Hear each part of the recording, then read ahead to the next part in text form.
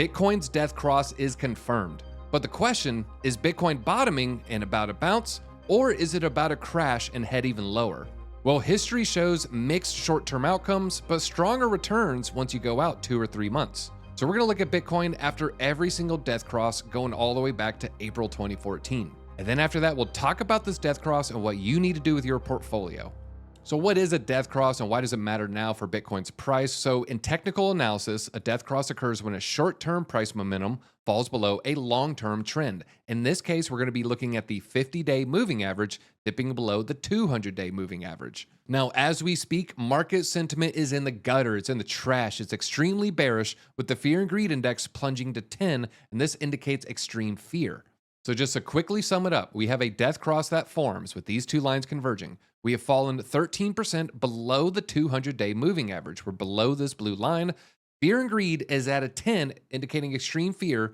So what is the next step? Well, we do have a very, very similar situation from about 6 months ago. When I say very similar, I mean basically identical. We had a death cross form.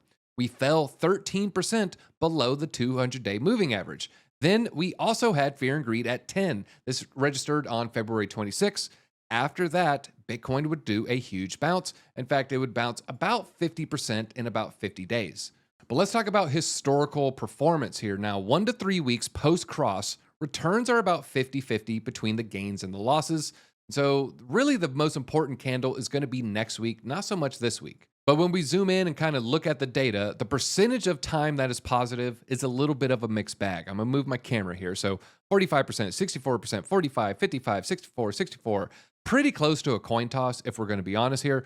But if you look at the average is never negative, meaning the gains are more than offsetting the losses every single time period. So that is something to keep in mind when you're looking at a risk-reward perspective. Now, if you want to look at the scenario I was just pointing out, we're also a death cross, also 13%, also fear and greed. Now, we did bounce, so this is going to be a little bullish, but it's the April 7th, 2025. Now, we haven't quite hit 9 months later or a year later, but you can see under 1 week all the way to 6 months later, every single return is in the green. But this article cites Ben Cowen. Now, I do recommend go check out Benjamin Cowen at Into the Cryptoverse. Really good analysis when it comes to 4-year cycles. He has a pretty compelling thesis here. So Bitcoin had a death cross. Note that the prior death crosses marked local lows in the market. Of course, when the cycle's over, though, the rally will fail. That's when the bear market begins, and you're not expecting, more bounces.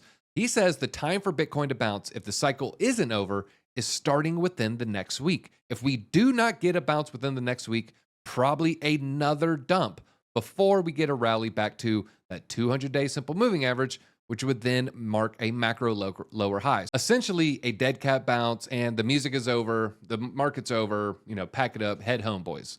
Now we're gonna look at the weekly candles in a second, but this is another reason I wanna look at the weekly here. So Brett is saying Bitcoin's death cross versus the 50-week moving average, the weekly is much more important. So if the death cross is confirmed, and unless Bitcoin pumps very, very soon, the close below the 50-week moving average will also be confirmed. We're gonna look at that in a second. Now, the good news, the death cross is typically a local bottom indicator. But the bad news, we're closing below the 50-week moving average. Historically, 2 closes below and the top is in.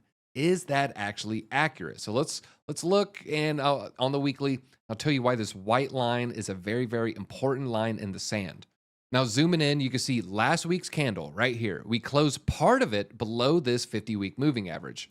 Now, that's a little bit scary when you look at this earlier rally. Here you can see, when we touched it, we only wicked into it. We didn't put the candle body into it. The way this works is this bottom part of the candle body is the day that it closed or the second that it closed. The bottom of the wick is just the lower price action during that period. So we went as low as this, but we closed right here.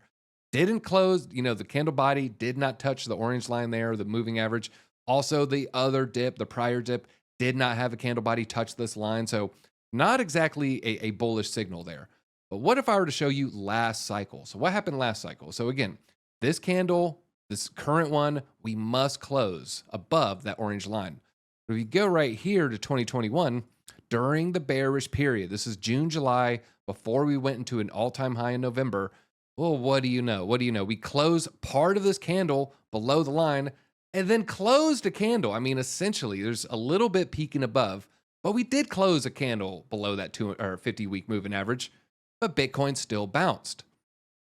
So a little bit of hopium for your timeline right there. Not necessarily 2 weeks and it's over, but 3 definitely for sure. Now, the next, the start of the bear market, yeah, we weren't able to close. You go 1, 2, 3, 4, 5, 6, 7, 8, 9, 10, 11, 12, 13 weeks later, you finally closed.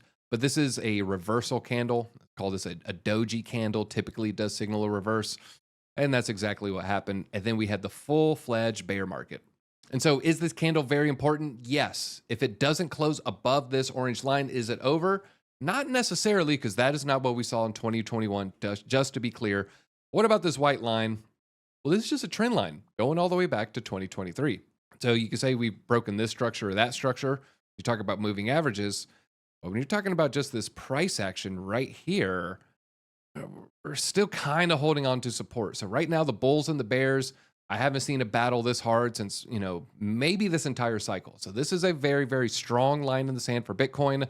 I know I am leaning directionally bullish, but now I'm a lot closer to 50-50 if the top was in, if 126 was the top. Let me know what you think down below. Are we in a bear market or do we have another rally in our near term? Let me know. I'll be reading the comments. I'm DZ for Discover Crypto, and I'll see you and your Bitcoin at the top. I want to give a quick shout out to L Bank Exchange. It is my favorite exchange to start trading all of the hottest meme coins and all of the latest altcoins. And over at L Bank, you can do spot trading or you can do futures, perpetuals trading, and we're going to have a link down below as well as tutorial on the top of our YouTube page. There are tons of features here on L Bank. They have 24/7 customer support, tons of volume, millions of customers, and they're serving over 200 countries. So go ahead, open up an account, deposit some funds, and start your trading journey.